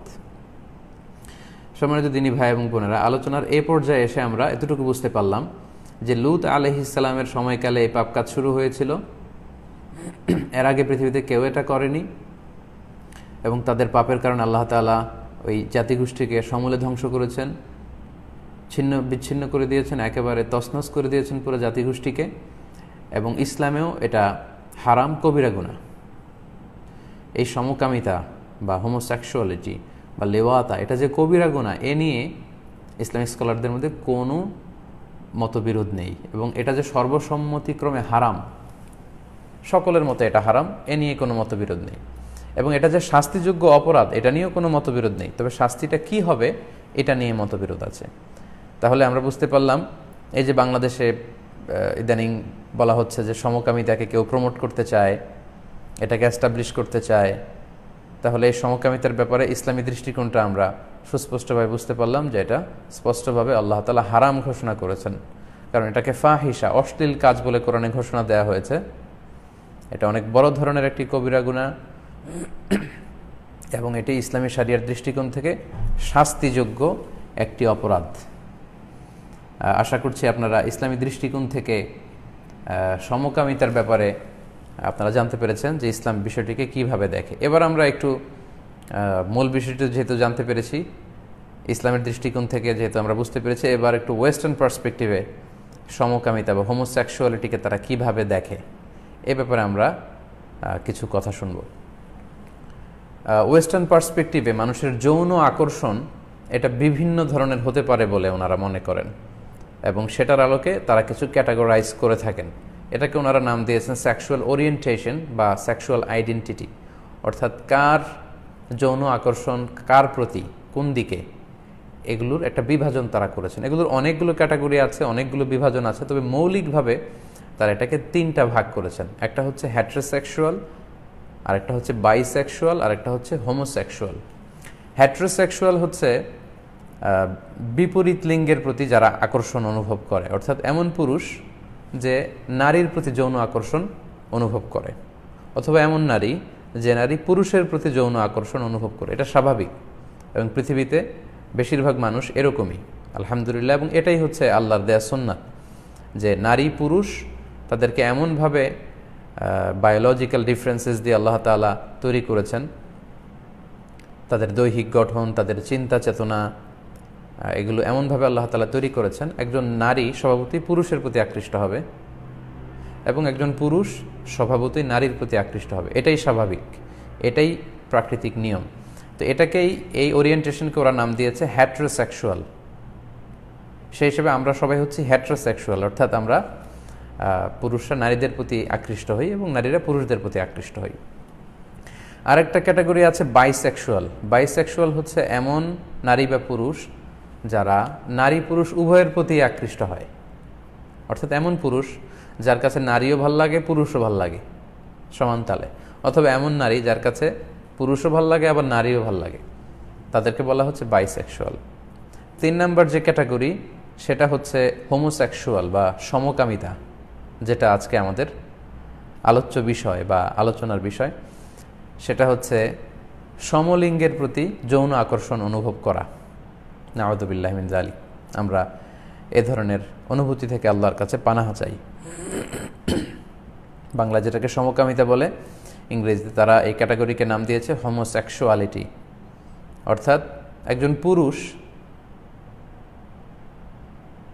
তার কোনো নারীর প্রতি আকর্ষণ নেই, সে নাকি পুরুষদেরকেই তার কাছে পছন্দ হয়, পুরুষকে ভাল লাগে, পুরুষকে সে কাছে পেতে চায় পুরুষ হয়েও। অথবা একজন নারী, তার সাধারণত পুরুষের প্রতি আকৃষ্ট হওয়ার কথা ছিল, কিন্তু সে নারী, ওই নারীর কাছে পুরুষ ভালো লাগে না, তার কাছে ভালো লাগে হচ্ছে নারী। পুরুষের পুরুষ ভাল লাগে, নারীর নারী ভাল লাগে। এই আকর্ষণের নাম দিয়েছে তারা হোমোসেক্সুয়ালিটি। তা আমরা বলেছি যে এটা অত্যন্ত গর্হিত একটি কাজ, পাপ কাজ, যেটি লূত আলাইহিস সালামের সময়কালে শুরু হয়েছিল। এই পাপের কারণে আল্লাহ তাআলা লূত আলাইহিস সালামকে ধ্বংস করে দিয়েছিলেন। এবং এই আইডিয়া জেনারেট কে করেছিল? কার মাথা থেকে আইডিয়াটা এসেছিল? হ্যাঁ, ঠিকই বলেছেন, শয়তানের মাথা থেকে এই আইডিয়াটা এসেছিল। এবং শয়তানি আইডিয়া জেনারেট করে মানুষের সাথে শেয়ার করে মানব গোষ্ঠীর মধ্যে এই আইডিয়াকে প্রমোট করেছে। এটা হচ্ছে শয়তানিক আইডিয়া। তো লূত আলাইহিস সালামের কওমের ধ্বংসের পর থেকে শয়তান কিন্তু বসে নেই, শয়তান তার মিশন নিয়ে আছে। He is in his mission. নানা জাতিগোষ্ঠীর মাঝে শয়তানের এই প্ররোচনায় প্রায় এই সমকামিতা মাথাচাড়া দিয়ে উঠেছিল বিভিন্ন সময়ে। আপনারা ইতিহাস ঘেঁটে থাকলে দেখবেন, সেই মিশরীয় সময়কালে, সেই মেসোপটেমিয়াম যে সভ্যতা, সেই সময়কালে, গ্রিকদের সময়কালে বিভিন্ন সময় এটা মাথাচাড়া দিয়ে উঠেছে, এই অশ্লীলতা শয়তানের প্ররোচনায় যুগে যুগে। এবং এটা বাড়তে বাড়তে বাড়তে বাড়তে এখন এমন একটি পর্যায়ে চলে এসেছে, এত শক্তিশালী পর্যায়ে এই সমকামিতার বিষয়টি এর আগে কখনো আর যায়নি। বিশেষ করে এটা ৮০-র দশকে এসে একটা আন্দোলনের রূপ নেয়। ৮০-র দশকে এসে বা ৯০-এর দশকে এসে এটা একটা মুভমেন্টের রূপ নেয়, যেটাকে তারা নাম দিয়েছে এলজিবিটি। আপনারা ফেসবুকে গত কয়েক সপ্তাহ ধরে প্রায় এই এলজিবিটির কথা শুনে থাকবেন, বিভিন্ন লেখনীতে, বিভিন্ন বক্তব্যতে এই এলজিবিটি মুভমেন্টের কথা শুনে থাকবেন। এটা এখন আর শুধু স্বাভাবিক কোনো একটা অবস্থায় নেই, এটা একটা মুভমেন্টের রূপ নিয়েছে এলজিবিটি। এলজিবিটি হচ্ছে এই আন্দোলনের একটা নাম, শর্ট ফর্ম। এল দিয়ে বোঝানো হচ্ছে লেসবিয়ান, জি দিয়ে গেই, বি দিয়ে হচ্ছে বাইসেক্সুয়াল, আর টি দিয়ে হচ্ছে ট্রান্সজেন্ডার। এই চারটা মিলে ওরা এই আন্দোলনের নাম দিয়েছে এলজিবিটি। লেসবিয়ান মানে হচ্ছে এমন নারী যে নারীর প্রতি আসক্ত, আর গে মানে হচ্ছে এমন পুরুষ যে পুরুষের প্রতি আসক্ত, আর বাইসেক্সুয়াল আমরা কিছুক্ষণ আগেই বলেছি এমন নারী বা পুরুষ যে নারী পুরুষ উভয়ের প্রতি সমানভাবে আসক্ত। আর টি স্ট্যান্ডস ফর ট্রান্সজেন্ডার। ট্রান্সজেন্ডারের কথা আপনারা শুনে থাকবেন, যারা ছেলে থেকে মেয়ে হয় বা মেয়ে থেকে ছেলে হয় ইচ্ছাকৃতভাবে, তাদের অর্গানকে চেঞ্জ করে, অর্গান ট্রান্সপ্লান্ট করে তারা এটা করে। বিভিন্ন জায়গায়, বিভিন্ন দেশে যৌনকর্মীদের কার্যক্রমকে বৈধতা দেওয়া হয়েছে, ফলে অনেক ছেলেও মেয়ে সাজার চেষ্টা করে। কিভাবে? তারা তাদের ব্রেস্টে এমন ধরনের ইনজেকশন পুশ করে, এটা মেয়েদের মতো দেখায়, তারা তাদের হরমোনকে চেঞ্জ করে, তারা তাদের গোপনাঙ্গকে কেটে ছেলে মেয়ে সাজে, মেয়ে ছেলে সাজে। ওয়াল আয়াযু বিল্লাহ, নাউযু বিল্লাহি মিন যালিক। তো এই কার্যক্রমের, এই মুভমেন্টের নামটা তারা দিয়েছে এলজিবিটি, যেটা আপনারা প্রায় শুনে থাকবেন। তার মানে লেসবিয়ান, গে, বাইসেক্সুয়াল আর ট্রান্সজেন্ডার। তবে হিজরা, আমরা যে হিজরা বলি, এটা কিন্তু ভিন্ন ব্যাপার, এটা ন্যাচারাল, এটা হতে পারে। হিজরা নিয়ে আমরা আজকে এখানে কোনো কথা বলছি না। তো এই এলজিবিটির আন্দোলনে আপনারা বোঝা সুবিধার্থে আরও একটা কথা বলে রাখি, তারা একটা আইকন ইউজ করে, আপনারা খেয়াল করে দেখবেন, 6 কালার্স রেইনবো ফ্ল্যাগ। তারা রংধনুর 6 রঙের একটা পতাকা ইউজ করে। দেখবেন যে এলজিবিটির রাইটস নিয়ে, গে রাইটস নিয়ে যারাই কথা বলে, তারা তাদের ওই মুভমেন্টের আলোচনায় বা তাদের প্রোগ্রামে বা তাদের বিভিন্ন ওয়েবসাইটে এই রংধনুর এই কালারটা আপনারা দেখতে পাবেন, 6 কালার্স রেইনবো ফ্ল্যাগ। 6 রঙের যে রংধনু, এটা হচ্ছে তাদের আইকন, তাদেরকে চিনার, তাদের মুভমেন্টের কেন্দ্রীয় আইকন হিসেবে তারা এই 6 কালারের রংধনুকে ইউজ করে থাকে, এবং এটা নিঃসন্দেহে আপনারা বিভিন্ন জায়গায় দেখেছেন। তো এই মুভমেন্টের মাধ্যমে তারা আসলে কি চায়, হোয়াটস দেয়ার সে, হোয়াটস দেয়ার ডিমান্ড, এই মুভমেন্টের এই এলজিবিটি আন্দোলনের তাদের দাবি কি, সেটা আমরা এখন জানব। তাদের প্রধান দাবি হচ্ছে, তারা বলতে চায়, যেমন আমরা যখনই বলি যে একটা ছেলে ছেলেকে বিয়ে করবে, মেয়ে মেয়েকে বিয়ে করবে, শুরুতে আমাদের কাছে খুবই ঘৃণা লাগে বিষয়টা, এবং এটাকে আমরা খুব খারাপ হিসেবে জানি, যেহেতু কোরআন আমাদেরকে জানিয়েছে। কিন্তু তারা এটাকে খুবই স্বাভাবিকভাবে নেয়, তারা বলে ইটস ন্যাচারাল। এই এলজিবিটির ওরা এটাকে ন্যাচারাল বলে এবং এটাকে প্রমোট করতে চায়। পৃথিবীতে অনেক জায়গায় আপনি গে কমিউনিটি দেখবেন, লেসবিয়ান কমিউনিটি দেখবেন, এবং বর্তমানে পৃথিবীর অনেক এনজিও, এগুলো প্রিডমিনেন্টলি ওয়েস্ট ওয়ার্ল্ডের কথা আমি বলছি। আলহামদুলিল্লাহ আমাদের দেশে, ভারতবর্ষে বা আরব বিশ্বে আলহামদুলিল্লাহ খুব বেশি মাথাচাড়া দিয়ে এখনও ওঠেনি, বাট প্রায়ই এগুলো নিয়ে কথা হচ্ছে এবং সেগুলো ইম্পোর্ট করার চেষ্টা করছে অনেকে আমাদের এই রক্ষণশীল সমাজগুলোতে। তো বিভিন্ন এনজিও তাদেরকে সহায়তা করে থাকে, বিভিন্ন দাতা গোষ্ঠী তাদেরকে হিউজ ফান্ডিং করে থাকে, অনেক আইনি সংস্থা তাদেরকে আইনি সহায়তা দিয়ে থাকে। তো তারা এখন আর স্বাভাবিক পর্যায়ে নেই, তারা এটাকে আন্দোলনের রূপ দিয়েছে। তাদের কথা হচ্ছে ইটস ভেরি ন্যাচারাল, এটা স্বাভাবিক একটা বিষয়, এবং তারা বলতে চায় এটা আমাদের অধিকার। তাদের দাবি হচ্ছে আমাদের অধিকার আমাদেরকে ফিরিয়ে দাও। তারা বলে যে আমি পুরুষ, কিন্তু নারী ভালো লাগে না আমার, আমি পুরুষের প্রতি আকৃষ্ট, সো আমি আর আমার মতো দেখতে আর একটা পুরুষকে বিয়ে করতে চাই, তোমাদের সমস্যা কি? এটা আমার যৌন অধিকার, আমার অধিকার আমাকে ফিরিয়ে দাও এবং আমাকে বিবাহ করার সুযোগ দাও। অর্থাৎ পুরুষে পুরুষে বিয়ে, নারীতে নারীতে বিয়েকে তারা লিগালাইজ করতে চাচ্ছে অফিসিয়ালি। এটাই হচ্ছে তাদের আন্দোলনের মূল লক্ষ্য এবং উদ্দেশ্য। এবং আপনারা শুনলে অবাক হবেন, প্রায় 29টি দেশে তারা এই আন্দোলন করে আন্তর্জাতিক বিভিন্ন এজেন্ডা এবং প্রোপাগ্যান্ডার মাধ্যমে প্রায় 29টি দেশে তারা এই গে ম্যারিজকে লিগালাইজ করে ফেলেছে, এবং বেশিরভাগই হচ্ছে ইউরোপিয়ান কান্ট্রিজগুলোতে। এর মধ্যে ইউএসএ আছে, কানাডা আছে, নিউজিল্যান্ড আছে, ব্রাজিল আছে, অস্ট্রেলিয়া আছে, আর বাকিগুলো হচ্ছে ইউরোপিয়ান যে দেশগুলো আছে, এই দেশগুলোতে তারা এগুলোকে লিগালাইজ করেছে। এই হচ্ছে এলজিবিটির যে ভাই বোনেরা আছে তাদের দাবি দেওয়া। তারা বলতে চায় এটা প্রাকৃতিক, আমাদের মনের ভেতর থেকেই আমরা ডিফারেন্ট জেন্ডারের প্রতি কোনো আসক্তি অনুভব করি না। আমি পুরুষ, আমার পুরুষের প্রতি আমার আকর্ষণ, নারীর প্রতি আমার আকর্ষণ নেই, কেন জোর করে আপনি নারীর সাথে আমাকে বিয়ে দিবেন? নারীরা বলছে, লেসবিয়ান কমিউনিটি বলছে যে যদিও আমি নারী, কিন্তু ডিফারেন্ট সেক্স, অর্থাৎ পুরুষের প্রতি আমি কোনো ধরনের ফিলিংস অনুভব করি না, কোনো ধরনের আকর্ষণ অনুভব করি না, সো কেন একজন পুরুষকে বিয়ে করে আমার জীবনটাকে নষ্ট করতে হবে? এগুলো হচ্ছে তাদের মুখরোচক কিছু কথা। এই কথাগুলো নিয়ে আমরা সামনে আমাদের আলোচনাগুলো করবো ইনশাআল্লাহ। আলোচনার এই পর্যায়ে এসে নিঃসন্দেহে আপনারা ইসলামিক পার্সপেক্টিভ বুঝতে পেরেছেন। হোমোসেক্সুয়ালিটি বা সমকামিতার ইসলামিক পার্সপেক্টিভ আপনাদের কাছে ক্লিয়ার, এবং ওয়েস্টার্ন পার্সপেক্টিভ, পাশ্চাত্যের চিন্তাধারাটাও আপনাদের কাছে ক্লিয়ার। এবার আসুন বিষয়টা নিয়ে আরও বিশ্লেষণের দিকে আমরা এগিয়ে যাই, একটু খোলামেলা আলোচনা করি যে আসলে what is the reality of homosexuality. এই সমকামিতার আসলে রিয়েলিটি এটা কি? Is it natural or acquired? এটা কি আসলেই ইনস্টিংক্ট, মানুষের ভেতরে এরকম ফিলিংস হয়, এমনিতেই হয়, নাকি এটা তার অর্জিত? এটা নিয়ে অনেক ধরনের গবেষণা, রিসার্চ আছে। কেউ কেউ এটা বলছেন যে এটা সেক্স হরমোনের ইমব্যালেন্সের কারণে হয়, কেউ কেউ দাবি করছেন এটা জেনেটিক ডিসঅর্ডারের কারণে হয়। নানা ধরনের তথ্য উপাত্ত দিয়ে হোমোসেক্সুয়ালিটির পক্ষে যারা, তারা প্রমাণ করতে চায় যে এটা ন্যাচারাল, এটা প্রাকৃতিক, এটাই স্বাভাবিক। তোমরা যেমনি তোমাদের চাহিদা অনুযায়ী বিয়ে করতে চাও, আমরাও আমাদের চাহিদা অনুযায়ী বিয়ে করব, এই অধিকার আমাদের থাকা উচিত। এবং তারা প্রাকৃতিক বলে যে সমস্ত রিসার্চের আউটপুট বিভিন্ন জায়গায় শেয়ার করে, এগুলো নিয়ে অনেক প্রশ্ন আছে। অন্যান্য রিসার্চাররা, অন্যান্য সাইকিয়াট্রিক যারা আছে, তারা কিন্তু তাদের এই পক্ষের যে রিসার্চ ডাটাগুলো আছে এগুলো প্রশ্নবিদ্ধ, সন্দেহাতীতভাবে এগুলো প্রমাণিত হয়নি। It's kind of hypothesis. এটা সুনিশ্চিতভাবে প্রমাণ হয়নি যে মানুষ প্রকৃতিগতভাবে একজন পুরুষ একজন পুরুষের প্রতি আকৃষ্ট হতে পারে কিনা এটা সন্দেহাতীতভাবে প্রমাণিত হয়নি। যেটা সন্দেহাতীতভাবে প্রমাণিত হয়েছে সেটা হচ্ছে এটা একটা মনস্তাত্ত্বিক সমস্যা, অর্থাৎ বিকৃতভাবে গড়ে ওঠা এটা একটা যৌন আকর্ষণ।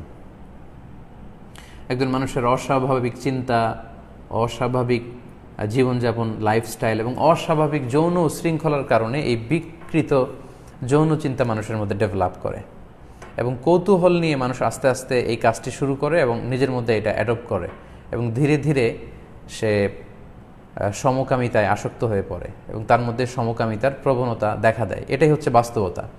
এই বাস্তবতার নিরিখে আমরা সামনে কথা বলবো ইনশাআল্লাহ। পাশ্চাত্যে এই সমস্যাটা সবচাইতে বেশি।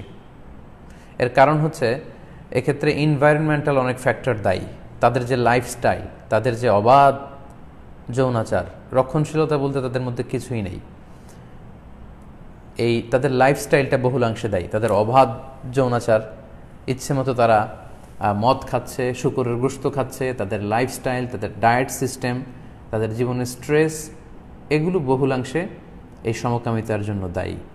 এবং এই এনভায়রনমেন্টাল ফ্যাক্টরগুলো অস্বাভাবিক জীবন আচরণের কারণে তাদের ক্রোমোজোমের কেমিক্যাল চেঞ্জ ঘটাচ্ছে। আমরা জানি যে আমাদের দেহকোষ আছে, এর ভেতরে ক্রোমোজোম আছে, এগুলোর ভেতরে আমাদের জিন থাকে, সেখানে ডিএনএ আরএনএ থাকে। এই ক্রোমোজোমের কেমিক্যাল চেঞ্জ ঘটিয়ে থাকে আমাদের এনভায়রনমেন্টাল ফ্যাক্টরগুলো। অর্থাৎ আমরা ভালো পরিবেশে থাকলে আমাদের এক ধরনের চিন্তা চেতনা, টেন্ডেন্সি বা ট্রেন্ড, অ্যাটিটিউড কাজ করে। আমরা যদি একটা খারাপ পরিবেশের মধ্যে দিয়ে বড় হই, সেটার একটা ইম্প্যাক্ট কিন্তু আমাদের মধ্যে থাকবে।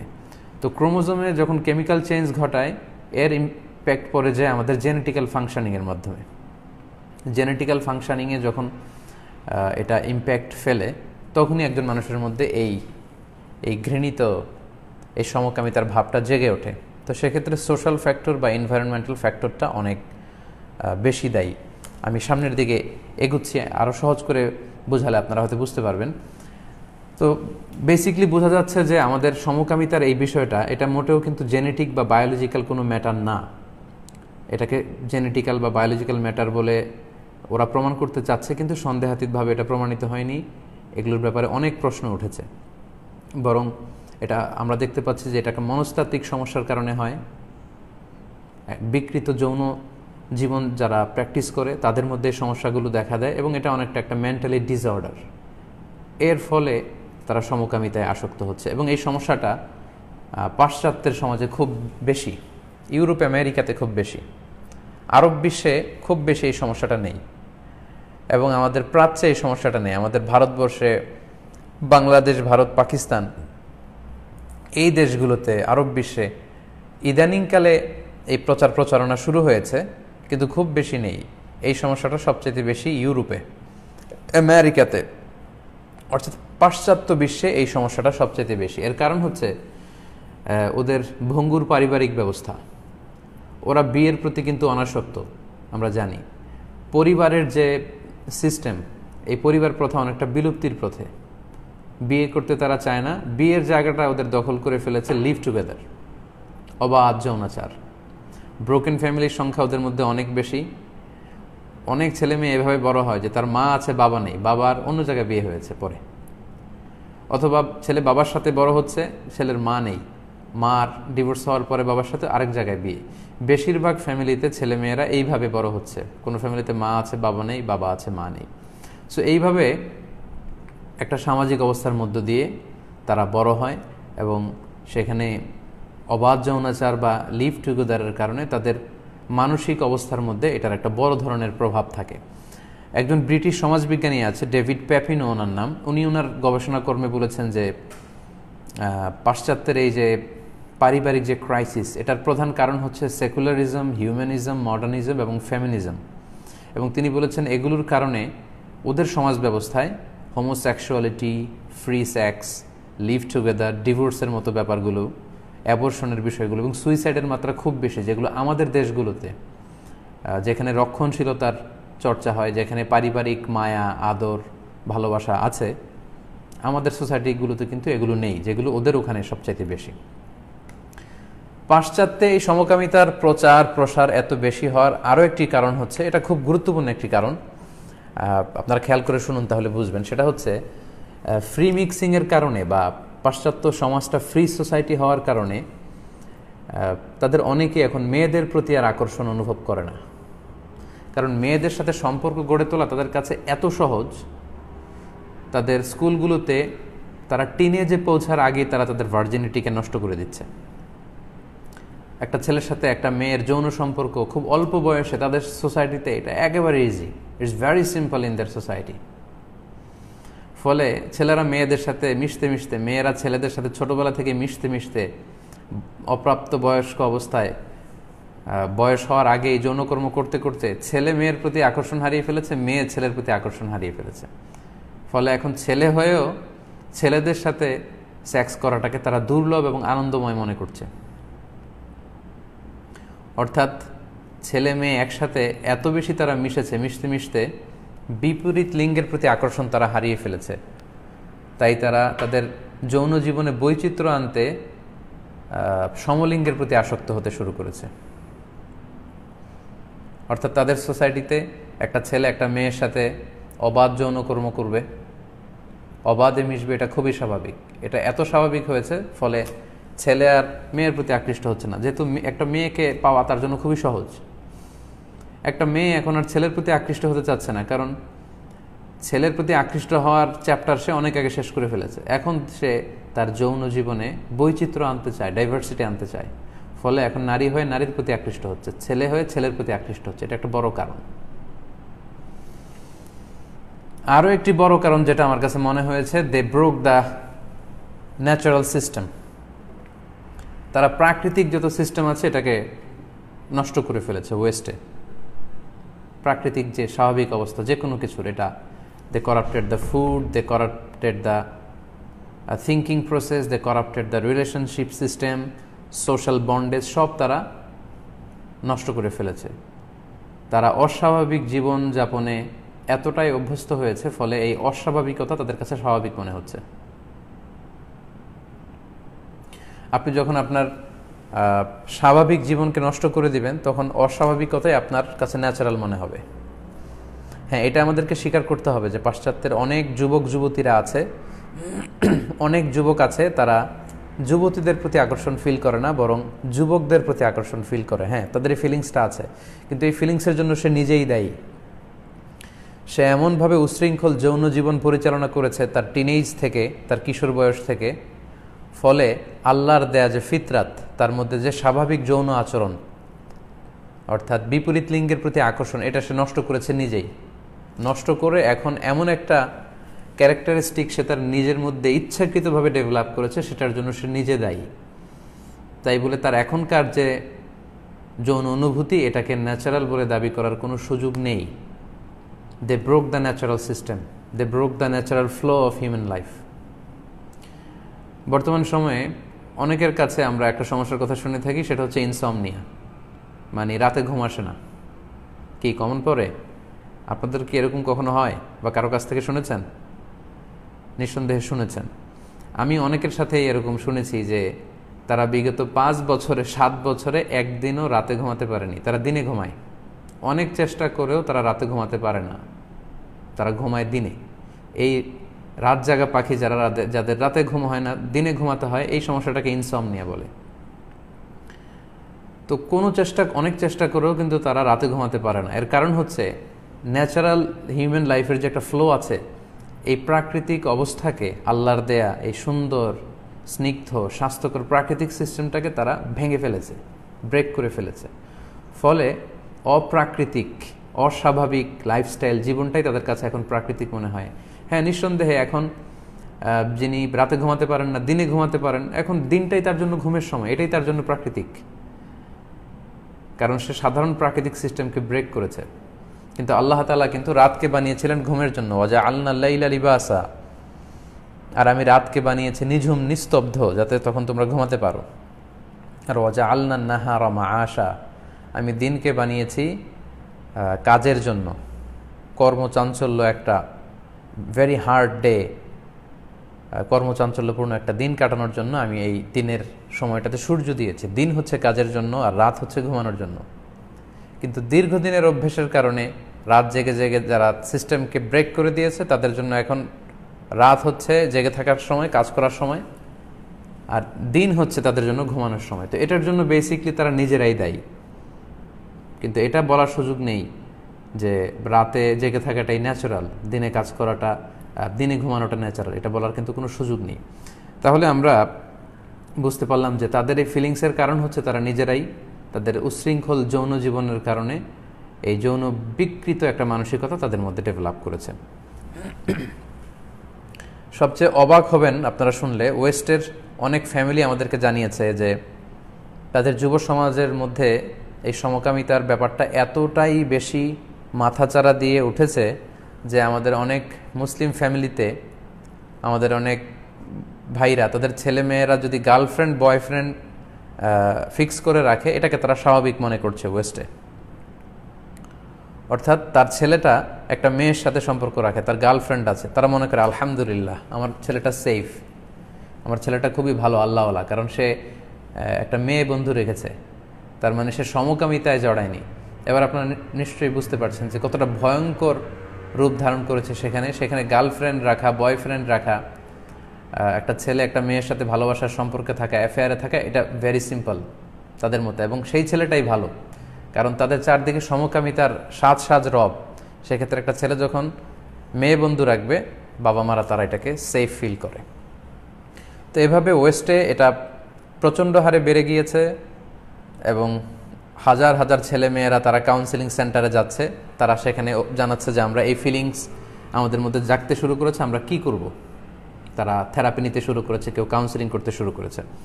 এবং এমনও অনেক ঘটনা আমরা শুনেছি যে তারা আগে হোমোসেক্সুয়াল ছিল, মানে সমকামী ছিল, কিন্তু তারা আবার ফিরে এসেছে, তারা কনভার্ট করেছে।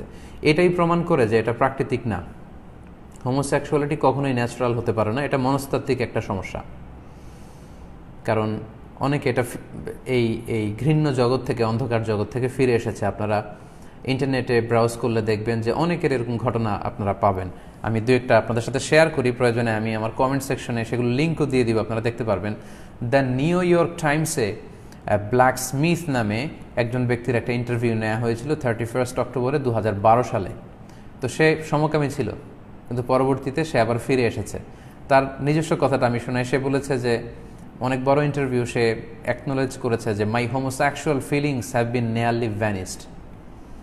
সে বলেছে যে থেরাপি নেওয়ার পরে, কাউন্সেলিং করার পরে আবার আমি সুস্থ জীবনে যখন ফিরে এসেছি, আমার হোমোসেক্সুয়াল ফিলিংস আর নাই। মানে আগে যেমনি আমি পুরুষ হয়ে পুরুষদের প্রতি আকর্ষণ অনুভব করতাম, এখন আর সেটা অনুভব করি না। তার ইন্টারভিউতে সে বলেছে, এবং এটা দ্য নিউ ইয়র্ক টাইমসের রিপোর্ট। জেমস পার্কার নামে একজন লোকের কথা, the Catholic church of Tasmania. আপনারা জানবেন যে তাসমানিয়া হচ্ছে অস্ট্রেলিয়ার একটা আইল্যান্ড। সেখানকার একটা চার্চের, খ্রিস্টান গির্জার অফিসিয়াল ওয়েবসাইটে এই জেমস পার্কারের ঘটনা সেখানে উঠে এসেছে। ইউটিউবে তার ভিডিও বক্তব্য পাবেন। সে আগে সমকামী ছিল, কিন্তু কিভাবে আবার প্রার্থনার মধ্য দিয়ে, প্রার্থনা করে, কাউন্সেলিং করে, চিকিৎসা নেওয়ার মধ্য দিয়ে সে ফিরে এসেছে। এখন আর তার মধ্যে সেই সমকামী ফিলিংসটা নেই, এখন সে সুস্থ। মজার ব্যাপার, সে বিয়ে করেছে এবং তার একজন সন্তানও আছে। এরকম শত শত ঘটনা, কেস আপনারা পাবেন যারা এরকম ফিরে আসছে। তাহলে আমরা বুঝতে পারলাম যে চিকিৎসা এবং প্রপার কাউন্সেলিংয়ের মাধ্যমে এই ঘৃণ্য জগৎ থেকে ফিরে আসা যায়। আমাদের কোনো বন্ধু বান্ধব, আত্মীয় স্বজন যদি কখনো এই খারাপ সঙ্গ দোষে পড়ে বা এই ভিন্ন অন্ধকার জগতের সাথে পরিচিত হয়ে এই ধরনের ফিলিংস তাদের মধ্যে জেগে ওঠে, আমাদের উচিত তাদেরকে কাউন্সেলিং করা। এই কাউন্সেলিংয়ের মাধ্যমে এই টেন্ডেন্সি থেকে অনেকে বের হয়ে আসতে পারে। এর জন্য দরকার খুব বেশি দৈহিক, মানসিক এবং আত্মিক পরিচর্যা। এবং পাশ্চাত্যে শত শত গে প্রপার কাউন্সেলিংয়ের মাধ্যমে কিন্তু ফিরে আসছে। সবশেষে সমকামীদের কিছু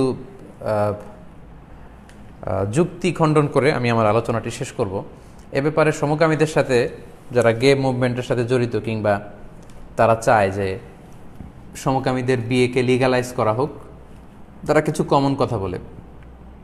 প্রথম কমন যে কথাটা, সেটা আমরা শুরুতে শেয়ার করেছি, যে তারা বলে এটা প্রাকৃতিক। একজন পুরুষ নাকি একজন পুরুষের প্রতি আকৃষ্ট হতেই পারে। তারা বলে যে এটা তো গড দিয়েছে, আল্লাহ দিয়েছে বা ঈশ্বর দিয়েছে। তারা বলে, তো ঈশ্বর আমাকে এই ফিলিংসটা দেওয়ার পরে আমার কি দোষ? দোষ তো ঈশ্বরের। আসলে এটা একেবারে নিতান্তই ভুল কথা। আল্লাহ এই ফিলিংস দিয়েছে কিনা মানুষের মধ্যে ন্যাচারালি, এটা নিশ্চিত না আমরা, এটা প্রমাণিত হয়নি। কিন্তু আল্লাহ যে এই সমকামিতাকে হারাম করেছেন এটা আমরা নিশ্চিত। আল্লাহ তাআলা যে এটাকে হারাম করেছেন এটাই প্রমাণ করে যে এটা ন্যাচারাল না, বরং এটা বিকৃত যৌনাচার। এবং যারা বিভিন্ন গবেষণার মাধ্যমে প্রমাণ করতে চাচ্ছেন যে এটা ন্যাচারাল, এটার ব্যাপারে অনেক প্রশ্ন উঠেছে।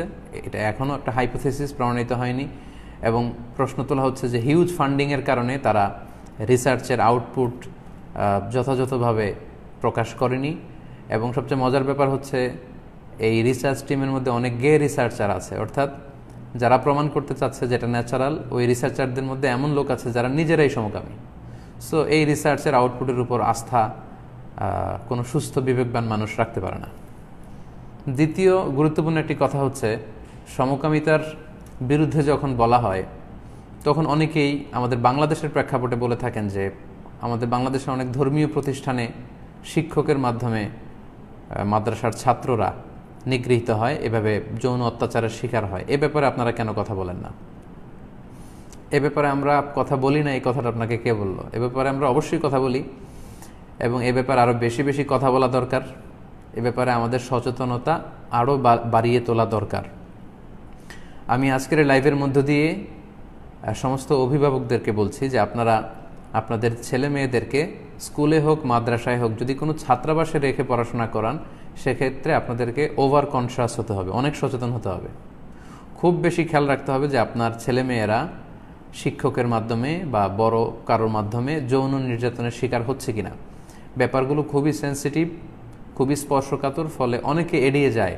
কিন্তু এগুলো এত বেশি বেশি অহরহ ঘটছে, ফলে এই বিষয়গুলো নিয়ে খোলামেলা কথা বলতে আমরা বাধ্য হচ্ছি।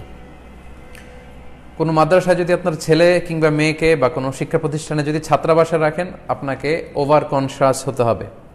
ছেলে মেয়েদের স্বাস্থ্য সুরক্ষা, যৌন সুরক্ষার ব্যাপারে ওদের সাথে কথা বলতে হবে। এবং সেই মাদ্রাসার ছাত্রাবাসে সিসি ক্যামেরা আছে কিনা, ক্লোজ সার্কিট ক্যামেরা দিয়ে সব সংরক্ষণ করা হচ্ছে কিনা, প্রতিটি রুমে এই ব্যবস্থাপনা আছে কিনা, এগুলোর ব্যাপারে আপনাকে নিশ্চিত থাকতে হবে। এবং আরেকটা বিষয় আপনাদেরকে বলে রাখা ভালো যে সমকামী আন্দোলন আর বিভিন্ন ধর্মীয় শিক্ষা প্রতিষ্ঠানে এই ধরনের ছাত্র বলাৎকারের ঘটনা, এটা এক বিষয় নয়, দুই বিষয়।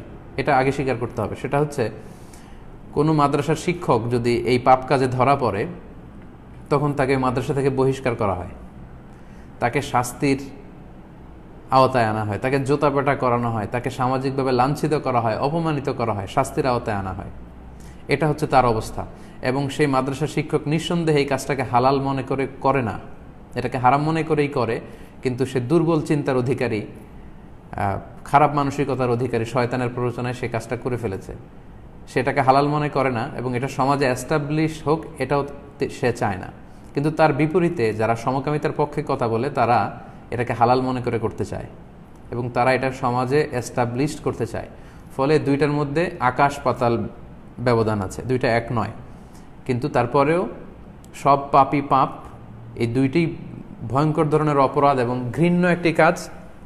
আমাদেরকে এ ব্যাপারে আরও ভয়েস রেজ করতে হবে। আমাদের আদরের সোনামণিদের ছেলে মেয়েদের স্বাস্থ্য সুরক্ষা, যৌন সুরক্ষা, কোনো ধরনের যৌন হয়রানি, কোনো ধরনের চাইল্ড অ্যাবিউজমেন্টের শিকার যেন তারা কখনো না হয়, এ ব্যাপারে আমাদেরকে সাবধান থাকতে হবে। এজন্য আমি বলেছি যে অভিভাবকরা সাবধান হন, কোন ছাত্রাবাসে রাখছেন প্রায় খোঁজখবর নেন, ছেলে মেয়েদের সাথে খোলামেলা আলাপ করুন। সেখানে সিসিটিভি দিয়ে প্রতিটি রুম, প্রতিটি শিক্ষা প্রতিষ্ঠান নিয়ন্ত্রিত হচ্ছে কিনা এটা আপনারা নিশ্চিত হন। আর এই ঘটনা যে শুধু মাদ্রাসাতেই ঘটে এমনটা না, অনেক স্কুলের ছাত্রাবাসে ঘটে। এগুলো এই ধরনের পাপ কাজ জেলখানাতে ঘটে, মন্দিরের পুরোহিতদের দ্বারা এই কাজ ঘটেছে আমরা শুনেছি। চার্চের যারা পোপ আছে, পোপরাও এই পাপ কাজের সাথে জড়িত হয়েছে, প্রমাণিত হয়েছে। এগুলো আমরা পত্রপত্রিকায় পড়েছি। প্যাগোডার ভিক্ষুরা এটা করেছে। যেখানে যারা এই পাপ কাজের সাথে জড়িত হয়, এই ঘৃণ্য জিনিসের সাথে জড়িত হয়, আমাদের ভয়েস রেজ করতে হবে এবং শাস্তির আওতায় তাদেরকে নিয়ে আনতে হবে। সমকামীদের পক্ষে তাদের আরেকটা যুক্তি হচ্ছে, তারা বলে যে ভাই সমস্যা কি, আপনার সমস্যা কি? একটা ছেলেকে ভাল লাগে, আপনার সমস্যা কি? তারা দুজনকে পছন্দ করে যদি সম্পর্ক গড়ে তোলে, তারা যদি একে অপরকে বিয়ে করে, আপনার তো কোনো ক্ষতি হচ্ছে না। এটা তাদের বড় একটা যুক্তি। তো এখানে বাস্তবতা হচ্ছে, অন্যের ক্ষতি না হলেই কোনো জিনিসকে লিগ্যালাইজ করা যায় না। কেউ যদি আত্মহত্যা করে, এতে অন্যের কোনো ক্ষতি নাই। আমি যদি আত্মহত্যা করতে চাই, আমি আমার নিজেকে শেষ করে দিচ্ছি, তো অন্যের সমস্যা কি? তাই বলে কি আত্মহত্যাকে লিগ্যালাইজ করা যাবে? এটা হচ্ছে তাদের মুখরোচক কিছু যুক্তি, যেটা দিয়ে তারা এটার পক্ষে তারা কথা তুলতে চায় যে দুজনের সম্মতিক্রমে যদি এই কাজ হয় তাহলে সমস্যা কোথায়? অনেক সমস্যা আছে, সোশ্যাল কত বড় ধরনের সমস্যা সেটা আমরা বলেছি। এবং আত্মহত্যাকে আমরা কখনো লিগ্যালাইজ করতে পারি না। কেউ নিজেকে ধ্বংস করে দিবে এটাকে আমরা বলতে পারি না। এভাবে আজকে সমকামিতার বৈধতার কথা তারা বলছে, কালকে পশুকামিতার কথা বলবে। তারা বলবে একটা মানুষ একটা পশুর প্রতি যৌন আকর্ষণ অনুভব করছে, তো আপনাদের সমস্যা কোথায়? এবং এটা হচ্ছেও, আপনারা শুনে অবাক হবেন, পাশ্চাত্যে পশুর সাথে এই যৌনকর্ম করা হচ্ছে, অ্যানিম্যাল সেক্স তারা করছে, মানুষ হয়ে পশুর সাথে এই কাজ করছে। May Allah guide them to the right sense of direction, আল্লাহ তাদেরকে হেদায়েত দান করুক। তারা আরও একটা যুক্তি দিয়ে বলে যে গবেষণায় প্রমাণিত হয়েছে অনেক পশুরা আছে সমকামী, মানে প্রাণীর মধ্যে এটা দেখা যায়, যেমন শূকর বা গাধা, পুরুষ গাধার উপর আকৃষ্ট হয়ে এই কাজ করছে। এটা বলে তারা প্রমাণ করতে চায় যে প্রকৃতির মধ্যে তো এটা আছে, এবং সেটা বোঝাতে যে তারা পশুর প্রমাণ নিয়ে আসতে চায়। তো তাদের জন্য আমার একটাই কথা, যে আপনারা মানুষ না হয়ে পশু হলে অনেক ভালো হতো। পশুর মধ্যে এই কাজ আছে বলে আপনারা এটাকে প্রাকৃতিক বলে যারা প্রমাণ করতে চান, তারা তো মানুষ না হয়ে পশু হলে বেশি ভালো হতেন, এবং এটাই আপনাদের প্রাপ্য ছিল, যে পশু হলে বোধহয় আপনাদের জন্য খুব আনন্দ ঘন হতো বিষয়টা। মানুষ আর পশুর সাথে যারা একসাথে তুলনা করে, তারা আসলে মানুষ হিসেবে নিজেদেরকে দাবি করতে পারে না। কারণ মানুষকে আল্লাহ তাআলা বলেছেন আশরাফুল মখলুকাত ওয়ালাকাদ কাররামনা বানি আদম, আমি বনি আদমকে সম্মানিত করেছি। একটা পশু আর একটা পশুকে হত্যা করে তার গোশত খায়। হরিণ একটা প্রাণী বা পশু, সিংহ একটা প্রাণী, সিংহ হরিণকে হত্যা করে সিংহের গোশত খায়। তাই বলে কি মানুষ মানুষকে মেরে মানুষের গোশত খাবে? পশুর মধ্যে যৌনক্রিয়ার কোনো বাছবিছান নেই। ছেলে মায়ের সাথে যৌনক্রিয়া করছে, মা ছেলের সাথে, ভাই বোনের সাথে। পশুর মধ্যে এটা অবাধ ভাবে তারা এই কাজটি করে। এটা কোনো সুস্থ বিবেক সম্পন্ন লোক পশুর সাথে মানুষের তুলনা দিতে পারে না। সম্মানিত শুধু আমরা একেবারে আমাদের লাইভে শেষের দিকে চলে এসেছি। যেহেতু বিস্তারিত আলোচনা না করলে এই বিষয়টি অনেকের কাছেই বোধগম্য হবে না, তাই একটু লম্বা চূড়া আলোচনা হচ্ছে। আমি আর 2-1 মিনিটের মধ্যে লাইভটি শেষ করে দিচ্ছি। আমি আবার অনুরোধ করে রাখি, আপনারা লাইভটি শেয়ার করুন। আলোচনার এই পর্যায়ে এসে আমরা এতটুকু অন্তত বুঝতে পেরেছি যে এই সমকামিতা, নিজের যৌনতারণা পূরণ করার জন্য সেম সেক্সের প্রতি, সেম জেন্ডারের প্রতি, সমলিঙ্গের প্রতি আকর্ষণ, এটা মোটেও স্বাস্থ্যকর হতে পারে না, এটা মোটেও প্রাকৃতিক হতে পারে না। এটা বোঝার জন্য কোনো ল্যাবরেটরিক্যালি প্রুফের দরকার নেই, হাজার হাজার পৃষ্ঠার রিসার্চ আউটপুটের দরকার নেই। জাস্ট আল্লাহর দেয়া এই ব্রেইনটাকে একটু খাটালে আপনি বুঝতে পারবেন। শুধু আল্লাহর দেয়া এই ব্রেইনটাকে একটু খাটালেই আমরা বুঝতে পারবো, এবং হাজার হাজার বছরের এই মানব সভ্যতার অভিজ্ঞতা লব্ধ যে সিদ্ধান্ত, সেটার আলোকে আমরা বুঝতে পারি এটা প্রাকৃতিক হতে পারে না। এবং রিসেন্টলি বিভিন্ন জরিপে এসেছে যে সমকামীদের মধ্যে এইডসের ঝুঁকি খুব বেশি, এবং এটা একেবারে আনপ্রোডাক্টিভ। আমরা যদি একটু কমন সেন্স দিয়ে খাটাই, নারী পুরুষের বৈবাহিক সম্পর্কের মাধ্যমে জেনারেশন বিল্ড আপ করা হয়, সন্ততি পাওয়া যায়। কিন্তু একটা পুরুষে যৌনকর্ম, এতে কি আউটপুট পাওয়া যাবে? একটা নারীতে সম্পর্ক হলে এতে কি আউটপুট পাওয়া যাবে? এতে কোনো আউটপুট নেই। এবং আপনি যারা আপনারা সমকামিতার পক্ষে কথা বলছেন, আপনার বাবা যদি সমকামী হতো তাহলে আজকে পৃথিবীতে আপনি আসতে পারতেন না। আপনার মা যদি সমকামী হতো আজকের পৃথিবীতে আপনার আশা হতো না। এবং একটা খুব মোস্ট ইন্টারেস্টিং কথা আপনাদেরকে বলি, পৃথিবীতে যারা সমকামিতার পক্ষে কথা বলে তাদের সবাইকে যদি পুরুষ যদি পুরুষকে বিয়ে করতে চায়, নারীকে বিয়ে করতে চায়, এরকম সব সমকামীদেরকে তাদের মন মতো বৈধতা দিয়ে তাদেরকে যদি একটা আলাদা রাষ্ট্র দিয়ে দেওয়া হয়, তাদের ধ্বংসের জন্য নতুন করে কিছু করার দরকার নেই। কয়েক দশক পরে তারা নিজেরাই ধ্বংস হয়ে যাবে, কারণ তাদের কোনো আউটপুট নেই। তো যারা গে ম্যারেজ করতে চায়, পুরুষে বিয়ে হওয়ার পরে, নারীতে বিয়ে হওয়ার পরে, এরকম কয়েক লক্ষ যদি সমকামী পৃথিবীতে পাওয়া যায়, এই কয়েক লক্ষ লোককে যদি একটি স্বাধীন রাষ্ট্র করে দেওয়া হয় এবং সেখানে যদি তাদেরকে রেখে দেওয়া হয়, তাহলে কয়েক দশক পরে এমনিতেই তারা বিলুপ্ত হয়ে যাবে। 50 বছর পরে তাদের কাউকে আর খুঁজে পাওয়া যাবে না, কারণ এটা আনপ্রোডাক্টিভ, এটার মধ্যে কোনো প্রোডাক্টিভিটি নেই। এবং পাশাপাশি তাদের সম্পর্ক বেশি দিন টিকে না। আমরা এরকম অনেক দেখেছি যে গে ম্যারিজ, লেসবিয়ান যে ম্যারিজ, এটা টিকে না এবং শত শত পার্টনার তারা পরিবর্তন করে। তাহলে সম্মানিত সুধী, আমরা বুঝতে পারলাম যে ইসলাম এটাকে হারাম ঘোষণা করেছে, এটাকে অশ্লীল বলেছে, সীমা লঙ্ঘন বলেছে। That's enough.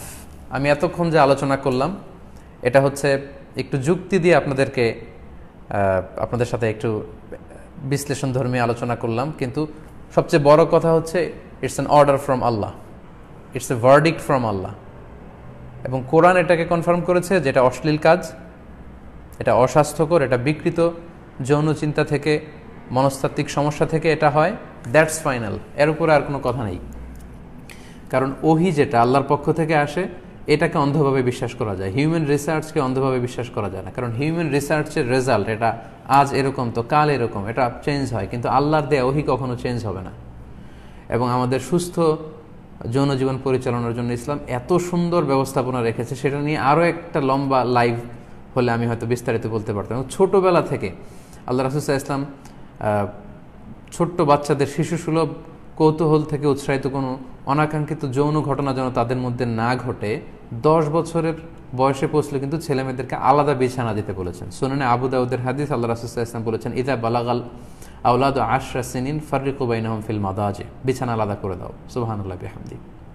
নারী পুরুষদের দৃষ্টি বা চাহনিকে নিয়ন্ত্রণ করতে বলা হয়েছে এবং আমাদের জৈবিক চাহিদাকে, মানবীয় এই চাহিদাকে মেটানোর জন্য বিয়ের মতো একটা জান্নাতি বন্ধন, একটা পবিত্র বন্ধনকে আল্লাহ তাআলা আমাদের জন্য প্রেসক্রাইব করেছেন, যেখানে সামাজিক দায়বদ্ধতা রয়েছে, যেখানে মাহাব্বা আছে, সাকানা আছে, প্রশান্তি আছে, ভালোবাসা আছে এবং নতুন প্রজন্ম উপহার দেওয়ার একটা সুযোগ আছে। আমরা এই চমৎকার বৈবাহিক সম্পর্কের বাইরে যে এরকম বিবাহ বহির্ভূত কোনো সম্পর্ককে কখনো কোনো মুসলমান প্রমোট করতে পারে না। এবং ইসলাম যেহেতু এটাকে নিষেধ করে দিয়েছে, এর উপরে আর কোনো কথা থাকতে পারে না কোনো মুসলমানদের জন্য। এবং শুধু ইসলামই না, ইসলাম ছাড়া অন্য কোনো ধর্মে এই হোমোসেক্সুয়ালিটি বা সমকামিতাকে বৈধতা দেওয়া হয়নি। তাই সম্মানিত দিনী ভাই এবং বোনেরা, আমাদেরকে সর্বোচ্চ সাবধানে থাকতে হবে যাতে করে পাশ্চাত্যের এই নোংরা আবর্জনা আমাদের সমাজে জায়গা করে নিতে না পারে। আমাদের সোনামণি, আমাদের কিশোর কিশোরীরা, আমাদের যুবক যুবতী ভাই বোনেরা যাতে কখনো বিপদগামী না হয় সে ব্যাপারে আমাদেরকে সচেতন থাকতে হবে। বিশেষ করে আমাদের কিশোর কিশোরী ছেলেমেয়েরা যখন বড় হতে শুরু করে, তাদের দেহের অনেক শারীরিক অনেক পরিবর্তন ঘটে বয়ঃসন্ধিকালে। মেয়েদের যখন মেনস্ট্রুয়েশনাল পিরিয়ড শুরু হয় তখন তাদের মায়েরা, তাদের বোনেরা এবং তাদের কাছের আত্মীয়রা যেন সঠিক গাইডটা তাদেরকে করতে পারে। ছেলেরা যখন প্রাপ্তবয়স্ক হতে শুরু করে বয়ঃসন্ধিকালে তাদের মধ্যে দেহের অনেক ধরনের পরিবর্তন ঘটে। তার বড় ভাই, তার বাবা, তার কাছের লোকেরা লজ্জার যে সীমারেখা সেটাকে বজায় রেখে আমরা আমাদের কিশোর কিশোরীদেরকে, যুবক যুবতীদেরকে যাতে তাদের স্বাস্থ্য সুরক্ষা, তাদের যৌন সুরক্ষার ব্যাপারে সঠিক নাসিহাটুকু যেন করতে পারি, আল্লাহ তাআলা আমাদেরকে তৌফিক দান করুক। এই ঘৃণ্য চিন্তা চেতনা, এই অভিশপ্ত জাতির এই বদ অভ্যেস থেকে আল্লাহ তাআলা আমাদেরকে বাঁচিয়ে রাখুক। আল্লাহ তাআলা আমাদের সমাজটিকে সুখী, সমৃদ্ধ এবং শান্তিপূর্ণ একটা সমাজ হিসেবে কবুল আর মঞ্জুর করে নিই। সম্মানিত শুধু অনেক লম্বা চূড়া আলোচনা করলাম। যারা দীর্ঘ সময়ে আমার এই আলোচনাটি শুনেছেন আপনাদেরকে শুকরিয়া জানাই। এবং আবারও আমি আপনাদেরকে অনুরোধ করব, আজকের এই লাইভটিতে লাইক দেয়া, কমেন্টস করার চেয়ে বেশি জরুরি হচ্ছে এটা আপনারা শেয়ার করে দিন, যাতে করে অন্যান্যরাও আজকের এই লাইভটি থেকে, এই আলোচনাটি থেকে, আলোচনা শুনে উপকৃত হতে পারে। আল্লাহ তাআলা আপনাদের সবাইকে ভালো রাখুন, সুস্থ রাখুন, ঈমানের সাথে রাখুন।